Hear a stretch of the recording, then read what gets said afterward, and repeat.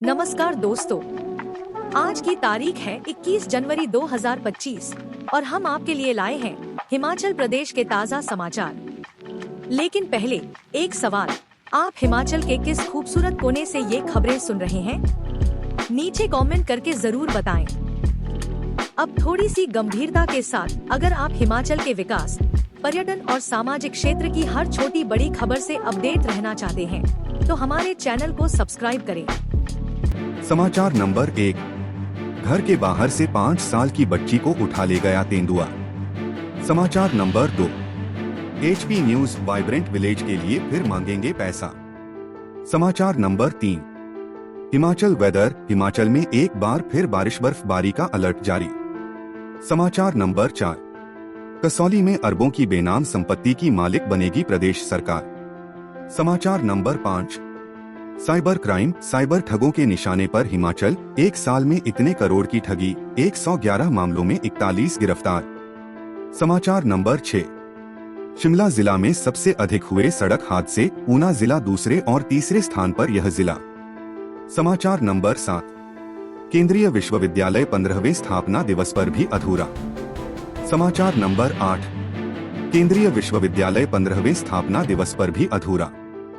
समाचार नंबर 9, कहां से आया लोन का पैसा, होटल मालिक से पूछताछ।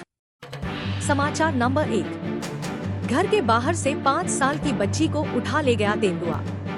उपमंडल चौपाल की ग्राम पंचायत देवत, बंटा, पौड़िया, रुसला एवं झिकनीपुल के बाशिंदे तेंदुए के खौफ से सहम उठे हैं। सोमवार शाम 7:30 बजे तेंदुआ चंझाल पुल में एक बच्ची को उठा ले गया। एक स्थानीय व्यक्ति के बागीचे में मजदूरी का कार्य करने वाला प्रकाश नेपाली अपने परिवार के साथ अपने डेरे के अंदर बैठा था। इस दौरान उसकी 5 साल की बेटी अनुषा डेरे से बाहर निकल गई। बच्ची के बाहर निकलते ही झाड़ियों में घात लगाकर बैठा तेंदुआ झपटकर उसे समीप की झाड़ियों में ले गया। बाहर हलचल होने पर प्रकाश एवं उसके परिवार ने शोर मचाना शुरू कर दिया। शोर सुनकर तेंदुआ घायल बच्ची को छोड़कर जंगल की तरफ भाग गया। तेंदुए के पंजों से बच्ची की पीठ और कंधे पर चोटें आई हैं। परिजनों द्वारा घायल बच्ची को एम्बुलेंस से नेरवा अस्पताल पहुंचाया गया। अस्पताल में उपचार के बाद परिजन उसे घर वापस ले गए हैं। गौर रहे कि यह खूंखार पूर्व में भी बच्चों को अपना निशाना बना चुका है, जिनमें 3 साल पूर्व शेला में एक नेपाली बालक की मौत हो गई थी, जबकि 2 साल पूर्व इसी तरह ग्रामीणों ने शोर मचाकर एक बच्चे को तेंदुए के चंगुल से छुड़ा लिया था। इसके अलावा यह खूंखार दर्जनों पालतू पशुओं और कुत्तों को भी अपना निवाला बना चुके हैं। ग्राम पंचायत झिकनीपुल के प्रधान गोपाल चौहान ने बताया कि 2 साल पूर्व बच्चों पर तेंदुओं के हमले के बाद वन्य प्राणी विभाग द्वारा तेंदुओं को पकड़ने के लिए ट्रैप लगाए थे, परंतु विभाग को इसमें कोई सफलता नहीं मिल पाई। आज नतीजा यह है कि ये तेंदुए फिर से सक्रिय होकर लोगों में खौफ का पर्याय बन घूम रहे हैं। 2 साल बाद फिर से तेंदुए नजर आने से उक्त पंचायतों के करीब 1 दर्जन गांव के लोग दहशत में आ गए हैं। गोपाल चौहान ने बताया कि उन्हें जानकारी मिली है कि मटलाना, शेला, नार, क्यारनू, बडारा, सूंद, रावतन, मटलाना, झलास, शानग, चंझालपुल, नार आदि स्थानों पर 2 से 3 देखे गए हैं। यह तेंदुए दिन को तो झाड़ियों में दुबके रहने के बाद शाम के समय अपने शिकार की तलाश में निकल पड़ते हैं। कई बार तो इसकी दहाड़े दिन को भी सुनाई देती है, जिससे ग्रामीण सहम उठते हैं। यदि तेंदुए से ग्रामीणों की सुरक्षा के लिए शीघ्र ही उपाय न किए गए, तो कभी भी यह किसी अनहोनी को अंजाम दे सकते हैं। समाज सेवी विशाल चौहान, प्रधान गोपाल चौहान एवं उक्त 5 पंचायतों के लोगों ने वन विभाग से गुहार लगाई है कि इस तेंदुए को पकड़कर वन्य प्राणी अभयारण्य में छोड़ा जाए, ताकि लोगों को इनके खौफ से मुक्ति मिल सके। शाम को बाहर न निकले।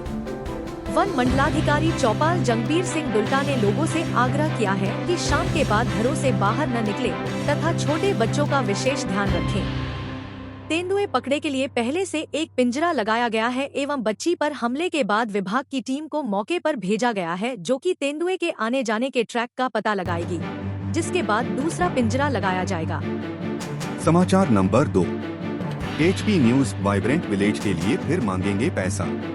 प्रदेश से केंद्रीय जनजातीय विकास मंत्रालय को एक बार फिर वाइब्रेंट विलेज योजना के तहत बजट जारी करने की मांग की जाएगी। प्रदेश के जनजातीय विकास मंत्री जगत सिंह नेगी दिल्ली गए थे, मगर उनकी केंद्रीय मंत्री से मुलाकात नहीं हो पाई। ऐसे में यहाँ से नए सिरे से प्रस्ताव भेजने को कहा गया है ताकि एक तरह से इसमें रिमाइंडर हो जाए। अरसे से 700 करोड़ रुपए की डिमांड पूरी नहीं हुई है।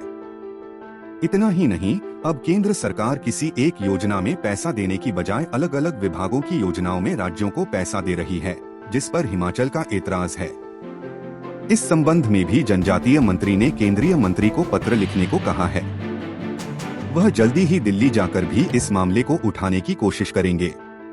अभी तक केंद्र सरकार की वाइब्रेंट विलेज योजना के तहत हिमाचल को बजट नहीं मिल पाया है। हिमाचल ने केंद्र सरकार को इसका प्रस्ताव 2-3 बार भेजा है। बावजूद इसके केंद्रीय मंत्रालय ने बजट जारी नहीं किया है। पिछले दिनों जनजातीय विकास मंत्री जगत सिंह नेगी दिल्ली गए थे, मगर उनकी तब केंद्रीय मंत्री से मुलाकात नहीं हो पाई थी। अब वह दोबारा वहां जाएंगे, जिससे पहले उन्हें दोबारा से प्रस्ताव भेजने को कहा है। लगभग 700 करोड़ रुपए से ज्यादा की राशि पुरानी बची है, जो केंद्र सरकार ने देनी है, परंतु इस पर कोई निर्णय नहीं हुआ है। यह पैसा जनजातीय विभाग को मिलना चाहिए, इसकी मांग की जा रही है। पहले बॉर्डर एरिया डेवलपमेंट प्रोग्राम में मिलता था बजट। इससे पहले हिमाचल प्रदेश को बॉर्डर एरिया डेवलपमेंट प्रोग्राम के तहत विशेष रूप से पैसा मिलता था। इसमें पेयजल योजना के लिए, सड़कों के निर्माण के लिए, स्वास्थ्य व्यवस्थाओं और शिक्षा क्षेत्र के लिए पैसा दिया जाता था। यह राशि जनजातीय विकास मंत्रालय के तहत दी जाती थी, परंतु अब केंद्र सरकार ने प्रक्रिया को बदल दिया है, जिस वजह से यहाँ जनजातीय क्षेत्रों के लिए सही तरह से पैसा नहीं मिल पा रहा है। वाइब्रेंट विलेज योजना केंद्र सरकार की महत्वपूर्ण योजना है, जिसमें वहाँ आधारभूत ढांचे के विकास के लिए धन दिया जाता है। बिन पैसे ये काम प्रभावित हो रहे हैं। राज्य के जनजातीय क्षेत्रों में केंद्र सरकार की योजनाओं के तहत विकास के काम होते हैं। यहाँ पर शिक्षा क्षेत्र के ढांचे का विकास किया जाता है, तो वहीं स्वास्थ्य क्षेत्र के लिए भी काम होते हैं। समाचार नंबर 3। हिमाचल वेदर। हिमाचल में एक बार फिर बारिश बर्फबारी का अलर्ट जारी। हिमाचल में 22 जनवरी से फिर बारिश बर्फबारी का अलर्ट जारी किया गया है। इस बर्फबारी का असर 23 जनवरी मध्य रात्रि तक बना रहेगा। विभाग ने समूचे प्रदेश में बर्फबारी और बारिश की बात कही है। ऊपरी क्षेत्रों में बर्फबारी होगी, जबकि मैदानी इलाकों में बारिश होने की आशंका रहेगी। खास बात यह है कि इस अवधि के दौरान मैदानी इलाकों को धुंध से मुक्ति मिल जाएगी। विभाग के अनुसार पर्यटक स्थलों मनाली, शिमला, नालदेहरा, कुफरी, नारकंडा, सोलंग वैली और सिस्सू में भारी बर्फबारी होने की आशंका है। बारिश और बर्फबारी को देखते हुए आगामी दिनों में तापमान में बड़ी कमी आने वाली है। विभाग ने 23 जनवरी को तापमान के सबसे न्यूनतम स्तर पर रहने की आशंका जताई है। आगामी 48 घंटे के दौरान दिन के तापमान में 5 डिग्री सेल्सियस तक की कमी आने की आशंका है। मौसम विभाग के अनुसार इस दौरान ऊना, हमीरपुर, बिलासपुर, मंडी, शिमला और कांगड़ा में सबसे ज्यादा ठंड रहने वाली है। समाचार नंबर 4। कसौली में अरबों की बेनाम संपत्ति की मालिक बनेगी प्रदेश सरकार। सोलन जिला के कसौली क्षेत्र में अरबों रुपए की कीमत की बेनामी संपत्ति के मामले में डिविजनल कमिश्नर की अदालत ने उपायुक्त सोलन द्वारा दिए गए फैसले को यथावत रखा है। करीब 200 करोड़ की बेनामी संपत्ति अब सरकार के अधीन की जाएगी। सोलन उपायुक्त की अदालत ने केस संख्या 4/13/2016 में हिमाचल प्रदेश सरकार तथा दाता राम व अन्य के बीच यह फैसला सुनाया था। तत्कालीन उपायुक्त सोलन कृतिका कुल्हारी की अदालत ने इस मामले की सिलसिलेवार सुनवाई करते हुए Himachal Pradesh land tenancy and reform act 1972 की धारा 118 के तहत कसौली क्षेत्र की दर्जनों बीघा भूमि व उस पर निर्मित फ्लैट्स को बेनामी संपत्ति घोषित करके उसे सरकार के आधिपत्य में करने के आदेश दिए थे। गौर रहे कि यह मामला वर्ष 2014 में प्रकाश में आया था, जब शिकायतकर्ता संतोष कुमार ने पुलिस को बताया कि पर्यटन नगरी कसौली के मौजा जौल, खड़ोली और शाकड़ी में कुछ लोगों ने फ्लैट बनाने के नाम पर भूमि खरीदी है और इसमें अज्ञात लोगों ने करोड़ों रुपए लगाया है, जो कि जांच के बाद बेनामी संपत्ति के दायरे में आ सकता है। शिकायत के बाद तत्कालीन एसपी ने जांच का जिम्मा एसआईटी को सौंपा और एसआईटी की जांच में कई तथ्य हैरान कर देने वाले सामने आए। मामले में 4 मुख्य आरोपी बनाए गए, जिनमें मिस्त्री का कार्य करने वाला छट्यान गांव का निवासी दाता राम और दीपक बर्मानी व श्रुति बर्मानी सहित दिल्ली की mountains and pines limited company थी। जांच में पाया गया कि बाहरी राज्यों के लोगों ने दाता राम के बैंक खाते में करोड़ों रुपए ट्रांसफर किए हैं और उसके बाद विभिन्न स्थानों पर करीब 42 बीघा भूमि खरीदकर उस पर बहुमंजिला फ्लैटों का निर्माण किया जा रहा है। लंबी जांच के बाद आखिरकार आरोपियों के खिलाफ धारा 118 के उल्लंघन का मामला दर्ज हो गया। वर्ष 2016 में मामले की जांच आरंभ हुई और वर्ष 2019 में उपायुक्त सोलन ने भूमि और उस पर हुए निर्माण को सरकार के अधीन करने का फैसला सुनाया। इस फैसले को चुनौती दी गई और यह मामला डिविजनल कमिश्नर की अदालत में गया, जहां जिला दंडाधिकारी के आदेशों को बरकरार रखा गया। उसके बाद एफसी की अदालत ने वर्ष 2021 में इस फैसले में कमियां बताते हुए इसे वापस जिला दंडाधिकारी को भेज दिया। तब सरकार हाई कोर्ट गई, जहां से यह मामला वापस जिला दंडाधिकारी सोलन को भेजा। तत्कालीन जिला दंडाधिकारी कृतिका कुल्हारी की अदालत ने 5 जनवरी 2023 को अपना फैसला बरकरार रखते हुए 42 बीघा भूमि और उस पर हुए सभी प्रकार के निर्माण को सरकार के अधीन करने का फैसला सुनाया। रातों रात अरबती बन गया मजदूर। मामले की जांच जब एसआईटी को सौंपी गई थी तो उनकी छानबीन में कई ऐसे खुलासे हुए जिनसे उनके भी होश उड़ गए। मामले की जांच करते हुए पुलिस को पता चला कि एक मामूली से किसान व मिस्त्री का कार्य करने वाले छटियान गांव निवासी दाता राम के बैंक खाते में करोड़ों रुपए की ट्रांजैक्शन कैसे हुई है। पुलिस की जांच की सुई इस ओर घूम गई कि एक मामूली किसान व मिस्त्री दाता राम के खाते में करोड़ों रुपए कहां से आ गए। इस पर जांच की गई तो पता चला कि बाहरी राज्यों के लोगों द्वारा उसके खाते में करोड़ों रुपए ट्रांसफर किए गए और फिर उसके ही नाम पर जमीन खरीदी। समाचार नंबर 5। Cyber crime. साइबर ठगों के निशाने पर हिमाचल। एक साल में इतने करोड़ की ठगी, 111 मामलों में 41 गिरफ्तार। साइबर ठगों के निशाने पर अब हिमाचल प्रदेश की जनता है। साइबर ठगों ने वर्ष 2024 में प्रदेश की जनता से साइबर ठगी के विभिन्न मामलों में 114 करोड़ की चपत लगाई है। प्रदेश में आए दिन लोग साइबर ठगी का शिकार हो रहे हैं। प्रदेश में पिछले 4 साल की तुलना में कई गुना साइबर क्राइम के मामले बढ़े हैं। स्टेट सीआईटी के साइबर सेल के विश्लेषण में हिमाचल में बढ़ रहे साइबर क्राइम के आंकड़ों का खुलासा हुआ है। लोगों को साइबर ठगी से बचाने के लिए एक ओर जहां साइबर पुलिस समय समय पर एडवाइजरी जारी करके जागरूक कर रही है। 2024 में साइबर क्राइम की 18,297 शिकायतें दर्ज की गई हैं, जबकि साइबर ठगी के 111 मामले दर्ज किए गए हैं। शातिरों ने प्रदेश की जनता से साल भर में 114 करोड़ 56,26,747 रुपए की राशि ठगी है। प्रदेश साइबर पुलिस थाना में साल भर में एनसीआरपी की 11,892 शिकायतें और फाइनेंशियल कंप्लेंट्स 6,405 दर्ज की गई हैं। देश के विभिन्न राज्यों से 41 साइबर ठगों को गिरफ्तार किया है। साइबर पुलिस थानों की टीम ने 6 विदेशी, गुजरात से 3, दिल्ली से 8, यूपी से 3, नागालैंड से 1, हिमाचल प्रदेश में 10, महाराष्ट्र से 2, हरियाणा से 5, मध्य प्रदेश से 1, राजस्थान से 1 और ओडिशा से 1 आरोपी को गिरफ्तार किया है। बिजली बिल क्रेडिट कार्ड के नाम पर लगा रहे चपत। साइबर ठग लोगों के बैंक अकाउंट सहित अन्य व्यक्तिगत जानकारियां हासिल कर धोखाधड़ी कर रहे हैं। शातिर कभी बिजली बिल तो कभी क्रेडिट कार्ड की लिमिट बढ़ाने का झांसा देकर लोगों को जाल में फंसा रहे हैं। DIG cyber crime Mohit Chawla का कहना है कि जो लोग इन ठगों की बातों में आकर अपनी बैंक डिटेल या कोई अन्य महत्वपूर्ण जानकारी इनको शेयर कर देता है तो साइबर ठग उसकी सहायता से उस व्यक्ति के बैंक अकाउंट में से पैसा निकाल लेते हैं। समाचार नंबर 6। शिमला जिला में सबसे अधिक हुए सड़क हादसे। ऊना जिला दूसरे और तीसरे स्थान पर। यह जिला वर्ष 2024 में शिमला जिला में सबसे अधिक सड़क हादसे हुए हैं। हालांकि प्रदेश में कुल सड़क हादसों की बात करें तो इसमें कमी आई है, मगर फिर भी कुछ जिला ऐसे हैं जहां पर पिछले साल के मुकाबले ज्यादा हादसे हुए। हादसों की संख्या इन जिलों में बढ़ी है। इसमें सबसे प्रमुख शिमला जिला है, जहां पर हादसों की संख्या बढ़ी है। शिमला जिला में वर्ष 2024 में कुल 319 हादसे हुए हैं, जबकि वर्ष 2023 में हादसों की संख्या यहां पर 298 रही है। हादसों में वर्ष 2024 में ऊना व सोलन दूसरे व तीसरे स्थान पर रहे हैं। यहां सड़क हादसों के तुलनात्मक आंकड़े जारी हो गए हैं। इसमें साफ हुआ है कि वर्ष 2023 के मुकाबले प्रदेश की बात करें तो यहां पर हादसों में कमी आई है। बद्दी में वर्ष 2023 में जो सड़क हादसे हुए थे उनकी संख्या 166 की रही, जबकि 2024 में यही आंकड़ा घटकर 142 रह गया। बिलासपुर में 2023 में 154 सड़क हादसे हुए और 2024 में 142 हादसे हुए हैं।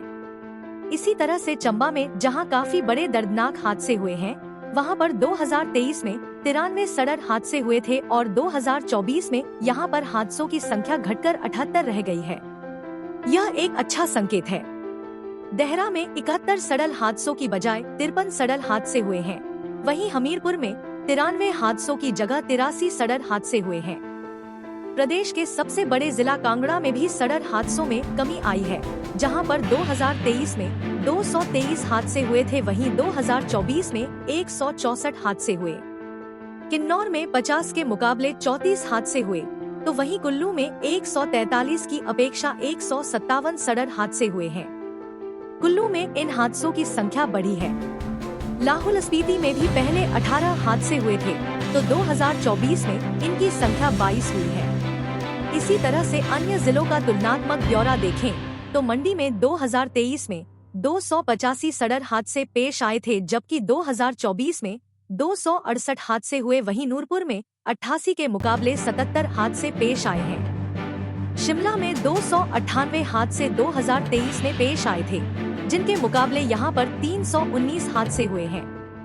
सिरमौर में 206 के मुकाबले 171, सोलन में 180 के मुकाबले 187 व ऊना में 181 हादसे 2023 में हुए थे और 2024 में 212 हादसे हुए हैं। यहाँ पर भी हादसों का ग्राफ बढ़ा है। कुल आंकड़े की बात करें तो प्रदेश में वर्ष 2023 में 2249 सड़क हादसे हुए थे और वर्ष 2024 में हादसों की संख्या कम होकर 2109 तक रह गई है। HDM सड़क हादसों पर जागरूक कर रहा विभाग। लोगों में सड़क हादसों को लेकर जागरूकता लाने का काम किया गया है। परिवहन विभाग अन्य दूसरे विभागों के साथ मिलकर यहां पर जागरूकता अभियान चला रहा है। हिमाचल की सर्पीली सड़कों पर इससे पहले काफी ज्यादा संख्या में हादसे होते रहे हैं, जिसमें अब धीरे धीरे कमी हो रही है। यहाँ शिमला जिला में संख्या बढ़ने को लेकर खुद सरकारी अदारा भी परेशान है। यहाँ विशेष ध्यान देना जरूरी है ताकि भविष्य में ऐसे हादसों में और ज्यादा कमी आ सके। साल 2023 में 892, 2024 में 814 मौतें। इन हादसों में मृत्यु के आंकड़ों की बात करें तो वर्ष 2023 में 892 लोगों की मौत हुई थी और 2024 में 814 लोगों की मृत्यु हुई है। सड़क हादसों में मृतकों की संख्या भी कम हुई है, जिस पर और ज्यादा लगाम लगाने की सोची गई है। इन हादसों की संख्या को कम करके इसमें 10% तक कमी लाने का प्रयास किया जाएगा। परिवहन विभाग के निदेशक DC नेगी ने कहा कि लोगों को विस्तृत रूप से सड़क पर वाहन चलाने के नियम बताए जा रहे हैं। सख्ती भी बढ़ती जा रही है, जिसका नतीजा है कि हादसों में कमी आई है। जिन जिलों में हादसे ज्यादा हुए हैं, वहां पर और काम किया जाएगा। समाचार नंबर 7। केंद्रीय विश्वविद्यालय 15वें स्थापना दिवस पर भी अधूरा।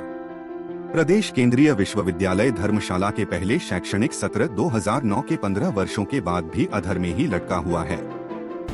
सोमवार को केंद्रीय विवि का 15वां स्थापना दिवस के उपलक्ष्य में एक सप्ताह के कार्यक्रमों का आगाज हो गया है, जबकि 15 वर्षों में भाजपा व कांग्रेस दोनों प्रमुख दलों की पार्टियां केंद्र व राज्य में सरकार होने के बावजूद जमीन की खींचतान में 15 वर्षों से सीयू पर राजनीति का फुटबॉल खेलती रहीं।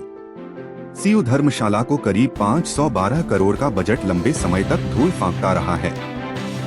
इस बीच हल्की राहत भरी खबर मात्र यह है कि देहरा में सीयू के व्यास परिसर का कार्य जोरों पर चला हुआ है और 23 भवनों के कार्य को तेज गति से करते हुए 79% कार्य पूरा होने का दावा किया जा रहा है। साथ ही आगामी शैक्षणिक सत्र 2025 से 26 से कक्षाएं बिठाने की भी तैयारी की जा रही है। धर्मशाला में होने वाले 30% निर्माण के लिए केंद्रीय वन मंत्रालय सहित अन्य विभागों के लिए करीब 30 करोड़ रुपए की राशि जमा होनी थी, लेकिन करीब 2 वर्षों से उसे जमा ही नहीं करवाया गया है। इससे धर्मशाला में होने वाला 30% निर्माण कार्य शुरू तक नहीं हो पा रहा है। सीयू का 20 जनवरी 2009 से पहला शैक्षणिक सत्र भी शुरू कर दिया गया था, लेकिन अब 1.5 दशक से अधिक का समय होने पर भी केंद्रीय विवि धर्मशाला धौलाधार परिसर की एक भी ईंट तक नहीं लग पाई। इतना ही नहीं, 6.5 वर्ष पहले एनडीए सरकार के केंद्रीय एमएचआरडी मंत्री धर्मशाला व देहरा में सीयू भवन का शिलान्यास भी कर गए थे, लेकिन उसके आगे देहरा में तो काम युद्ध स्तर पर चल रहा है, जबकि धर्मशाला अब भी सियासी फुटबॉल ही बना हुआ है। धर्मशाला जंदरागंज की कुल 90 हेक्टेयर भूमि में निर्माण कार्य होना है, जिसमें पैसे जमा न होने से काम शुरू नहीं हुआ है, जबकि देहरा में 115 हेक्टेयर भूमि में कार्य जोरों से चल रहा है। वहीं केंद्रीय विश्वविद्यालय धर्मशाला के 17 स्कूलों में 90 विभिन्न विभागों के तहत अध्ययन व शोध किया जाना प्रस्तावित है, जिसमें अब तक मात्र 11 स्कूल चलाए जा रहे हैं, जिसमें अब तक मात्र 40 के करीब डिपार्टमेंट शुरू हो पाए हैं। 5 स्कूल व 50 डिपार्टमेंट शुरू किए जाने का प्रपोजल मात्र फाइलों में ही घूमता हुआ नजर आ रहा है। एचडीएम क्या कहते हैं सीयू के कुल सचिव? सीयूएचपी धर्मशाला के कुलसचिव डा सुमन शर्मा ने बताया कि देहरा में निर्माण कार्य तेज गति से चल रहा है, जिसमें 70% के करीब कार्य पूरा कर लिया गया है। धर्मशाला केंद्रीय पर्यावरण एवं वन मंत्रालय दिल्ली सहित कुछ अन्य विभागों में हिमाचल प्रदेश की राज्य सरकार की तरफ से राशि जमा होनी है। इसके बाद निर्माण कार्य तेज गति से शुरू कर दिया जाएगा। समाचार नंबर 8। केंद्रीय विश्वविद्यालय 15वें स्थापना दिवस पर भी अधूरा। प्रदेश केंद्रीय विश्वविद्यालय धर्मशाला के पहले शैक्षणिक सत्र 2009 के 15 वर्षों के बाद भी अधर में ही लटका हुआ है। सोमवार को केंद्रीय विवि का 15वां स्थापना दिवस के उपलक्ष्य में एक सप्ताह के कार्यक्रमों का आगाज हो गया है, जबकि 15 वर्षों में भाजपा व कांग्रेस दोनों प्रमुख दलों की पार्टियां केंद्र व राज्य में सरकार होने के बावजूद जमीन की खींचतान में 15 वर्षों से सीयू पर राजनीति का फुटबॉल खेलती रहीं।